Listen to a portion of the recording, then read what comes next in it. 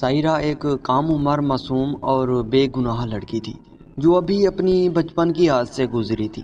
اس کے والدین کا خیال تھا کہ شادی ہی اس کا زندگی کو سنوار سکتی ہے اور انہوں نے اماں کی خواہش کے آگے سر تسلیم کر دیا تھا۔ سائرہ کی زندگی اب مکمل طور پر بدلنے والی تھی۔ اس کا دل خوف اور انجانی امیدوں سے بھر گیا تھا۔ وہ جانتی تھی کہ اس کی شادی ہونے جا رہی ہے، لیکن وہ نہیں جانتی تھی کہ شادی کا مطلب کیا ہوتا ہے یا اس کے بعد اس کی زندگی میں کیا ہونے والا ہے۔ شادی کی رات سائرہ کو ایک خوبصورت کمرے میں لایا گیا جو اس کے لیے سجایا گیا تھا، لیکن وہ اس کے کمرے کی خوبصورتی میں کھو نہیں پائی تھی۔ اس کے دل میں عجیب سا خوف تھا اور اس نے اپنے مستقبل کے بارے میں سوچنا شروع کر دیا تھا۔ اور بھائی کمرے میں داخل ہوا اور سائرہ کو حیرانگی سے دیکھنے لگا۔ وہ خود بھی اس عجیب و غریب صورتحال میں تھا اور اس کے سوچیں مختلف سمتوں میں بھٹک رہی تھی۔ سائرہ، کیا تم ٹھیک ہو؟ بھائی نے نرم آواز میں پوچھا تھا۔ سائرہ نے ہلکی سی مسکراہٹ دی اور کہا، جی میں ٹھیک ہوں، لیکن اس کی آنکھوں میں چھپا خوف صاف دکھائی دے رہا تھا۔ وہ اس نئے رشتے اور نئے ماحول سے خوف زدہ تھی اور اسے سمجھ نہیں آ رہا تھا کہ وہ کیا کرے۔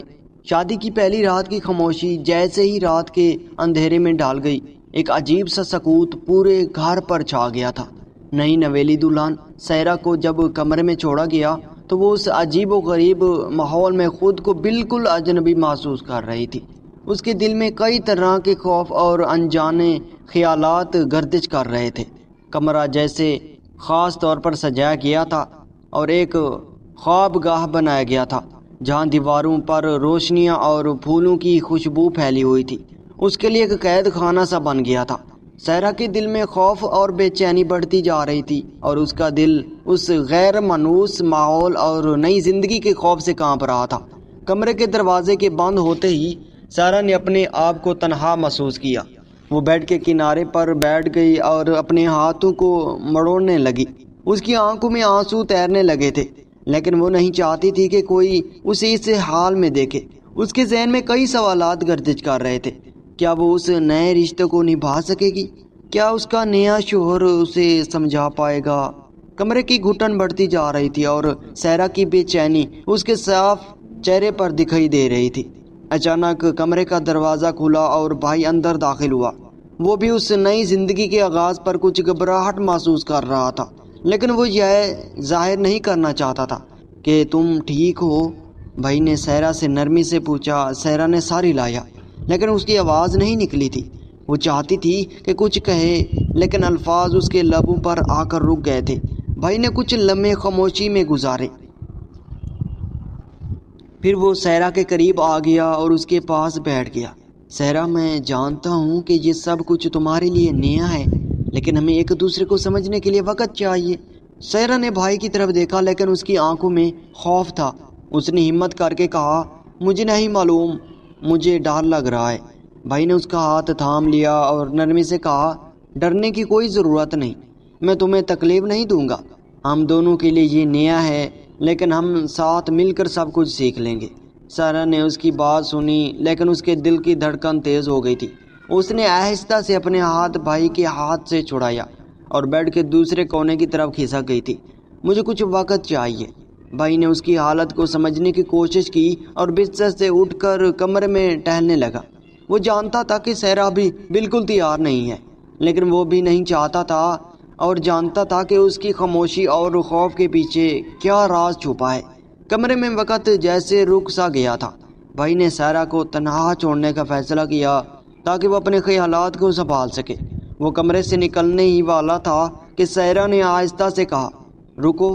بھائی رکا اور پیچھے مڑ کر دیکھا۔ سائرہ کی آنکھوں میں آنسو تھے اور اس کا چہرہ خوف زدہ دکھائی دے رہا تھا۔ میں کچھ کہنا چاہتی ہوں، اس نے لڑکھڑاتی آواز میں کہا۔ بھائی اس کے قریب آیا اور اس کے سامنے بیٹھ گیا۔ کیا بات ہے سائرہ؟ جو بھی تمہارے دل میں ہے وہ مجھے بتا سکتی ہو۔ سائرہ نے آنکھیں بند کر لی، جیسے وہ اپنی بات کہنے کے لیے ہمت جمع کر رہی ہو۔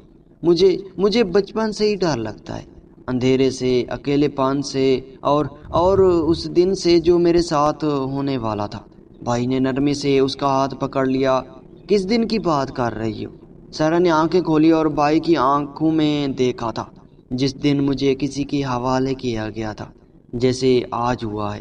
مجھے ہمیشہ سے ڈر تھا کہ میری زندگی کا فیصلہ کوئی اور کرے گا، اور آج وہی ہوا جو مجھے ڈر تھا۔ میں نہیں جانتی کہ آگے کیا ہوگا، لیکن میں خوف زدہ ہوں کہ شاید میں کبھی اس خوف سے نکل نہیں پاؤں گی۔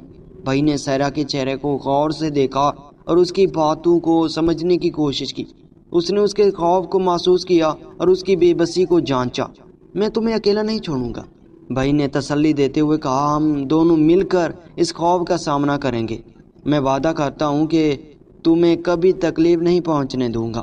سیرا نے آہستہ سے اپنا ساری لایا اور پھر ایک گہری سانس لی تھی۔ وہ جانتی تھی کہ یہ سب کچھ اس کے لیے نیا اور مشکل تھا، لیکن شاید اس کے شوہر کا سہارا اسے اس خوف سے نجات دلانے میں مددگار ثابت ہوا۔ بھائی نے سارا کو اس کے حوالے پر چھوڑ دیا اور کمرے سے باہر نکل گیا، لیکن اس کے دل میں ایک عجیب سی بے چینی باقی تھی۔ وہ نہیں جانتا تھا کہ سیرا کے خوف کا انجام کیا ہوگا، لیکن اس نے خود کو تیار کر لیا تھا کہ وہ ہر ممکن کوشش کرے گا کہ اس کا رشتہ کامیاب ہو۔ پولیس کی گاڑی کے سائرن کی آواز جیسے ہی گاؤں میں گونجی، لوگوں کی نظریں اس کی طرف متوجہ ہو گئی تھیں۔ اس خاموش گاؤں میں اتنی بڑی تعداد میں پولیس کی آمد نے ہر کسی کو حیرت میں مبتلا کر دیا تھا۔ وہ سب گھر والے کے سامنے جمع ہونے لگے جیسے وہ ہمیشہ جانتے تھے، لیکن آج یہ گھر انہیں عجیب اور پر اسرار لگ رہا تھا۔ پولیس جب اندر پہنچی تو وہ سب سے پہلے کمرے کی طرف گئی جہاں سیرا کی لاش بیڈ پر پڑی تھی۔ اس کے چہرے پر ایک عجیب سی خاموشی تھی، جیسے وہ اپنی موت کے بارے میں کچھ کہنا چاہتی ہو، لیکن اس کے لب ہمیشہ کے لیے خاموش ہو چکے تھے۔ بھائی جو ایک کونے میں بیٹھا تھا خوف سے تھر تھرا کر کانپ رہا تھا۔ اس کی آنکھیں سرخ ہو چکی تھیں اور اس کا چہرہ بے جان دکھائی دے رہا تھا۔ اس نے اپنے ہاتھوں کو گود میں رکھا تھا جیسے وہ انہیں چھپانا چاہتا ہو۔ تمہیں آخر کیا ہوا تھا؟ پولیس افسر نے سخت لہجے میں سوال کیا تھا۔ بھائی نے بامشکل اپنے لبوں کو حرکت دی۔ میں نے کچھ نہیں کیا، وہ خود ہی مار گئی۔ پولیس افسر نے کمرے کا جائزہ لیا اور سیرا کی لاش کی طرف اشارہ کرتے ہوئے کہا، کیا تمہیں لگتا ہے کہ ہم تمہاری بات پر یقین کر لیں گے؟ تم اس کمرے میں موجود تھے اور وہ اب زندہ نہیں ہے۔ تمہیں اپنے دفاع کے لیے کچھ کہنا ہوگا۔ بھائی نے ایک لمبی سانس لی اور اپنے ہاتھوں کو رگڑتے ہوئے کہا، وہ مجھ سے کچھ کہنا چاہتی تھی، لیکن جیسے ہی اس نے بولنا شروع کیا وہ اچانک خاموش ہو گئی۔ اس کے چہرے پر خوف تھا، جیسے وہ کچھ دیکھ رہی ہو، لیکن وہاں کچھ نہیں تھا۔ میں نے اسے پکارا لیکن اس نے کوئی جواب نہیں دیا۔ میں نے اسے ہلایا لیکن وہ بے جان ہو چکی تھی۔ پولیس افسر نے مزید سوالات کرنے کے بجائے اسے خاموش دیکھا اور پھر اپنے ماتحتوں کو اشارہ دیا کہ وہ سیرا کی لاش کو لے جائیں۔ بھائی کو پولیس اسٹیشن لے جایا گیا جہاں اسے مزید تفتیش کی گئی۔ پولیس اسٹیشن کے اندھیرے اور خاموشی میں بھائی کے دل میں خوف اور گناہ کا بوجھ بڑھتا جا رہا تھا۔ اس نے اپنی زندگی میں کبھی سوچا بھی نہیں تھا کہ وہ اس قسم کی صورتحال میں پھنس جائے گا۔ وہ ہر سوال کے جواب میں ایک ہی بات دہراتا، میں نے کچھ نہیں کیا، وہ خود ہی مر گئی۔ جب پولیس نے سیرا کی میڈیکل رپورٹ کا انتظار کرنا شروع کیا تو بھائی کے دل میں خوف کی ایک نئی لہر دوڑ اٹھی تھی۔ اس نے کبھی نہیں سوچا تھا کہ سیرا کی موت کے پیچھے اس کی کسی حرکت کا ہاتھ ہو سکتا ہے۔ کئی دن گزر گئے اور بھائی کو پولیس کی طرف سے کوئی اطلاع نہیں ملی۔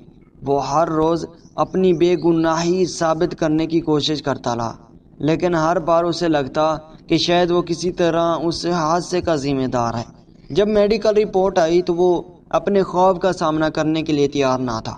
رپورٹ میں لکھا تھا کہ سیرا کی موت دل کا دورہ پڑنے سے ہوئی تھی، جو شدید خوف یا دباؤ کے باعث تھا۔ پولیس نے اس رپورٹ کو پڑھا اور پھر بھائی کی طرف دیکھا۔ کیا تم جانتے ہو کہ اس رات ایسا کیا ہوا تھا جس نے سیرا کو اتنے خوف میں مبتلا کر دیا؟ پولیس افسر نے پوچھا۔ بھائی نے اپنی مٹھیوں کو کاس لیا اور اس کا چہرہ سفید پڑ گیا تھا۔ میں نہیں جانتا، شاید وہ کچھ یاد کر رہی تھی یا شاید وہ کچھ دیکھ رہی تھی جو میں نہیں دیکھ سکتا تھا۔ پولیس افسر نے ایک لمحے کے لیے خاموشی اختیار کی، پھر اس نے بھائی کو جانے دیا، لیکن بھائی کے دل میں وہ خوف اور شک ہمیشہ کے لیے پیوست ہو چکا تھا۔ وہ نہیں جانتا تھا کہ سیرا کی موت کے پیچھے کیا راز چھپا ہوا تھا، لیکن وہ جانتا تھا کہ اس کا سایہ اس کی زندگی پر ہمیشہ کے لیے چھا گیا تھا۔ اس حادثے کے بعد خاندان میں بکھراؤ پیدا ہو گیا، سب کے دلوں میں شک و شبہات نے جنم لیا۔ اس کا اثر خاندان کے تعلقات پر بھی پڑا تھا۔ گاؤں کے لوگوں نے بھی باتیں بنانا شروع کر دی، لوگ اماں کو قصوروار ٹھہرانے لگے کہ انہوں نے ایک کم عمر لڑکی کو بیاہ دیا، جس کی وجہ سے یہ حادثہ پیش آیا تھا۔ اماں کا دل بوجھل ہو گیا اور وہ خود کو اس صورتحال کا ذمہ دار سمجھنے لگی کہ آخر کار بھائی کو عدالت نے بے گناہ قرار دے دیا۔ لیکن یہ فیصلہ خاندان کے زخموں کو بھرنے کے لیے کافی نہیں تھا۔ سارہ کی موت کا صدمہ کبھی بھلایا نہیں جا سکتا اور خاندان میں بکھراؤ ہمیشہ کے لیے رہ گیا۔ اماں کو اپنی غلطی کا احساس ہو چکا تھا، لیکن اب کچھ نہیں بدلا جا سکتا۔ یہ کہانی ایک دردناک حقیقت کے ساتھ اختتام پذیر ہوئی، جس نے سب کے دلوں میں ایک نہ ختم ہونے والا دکھ چھوڑ دیا۔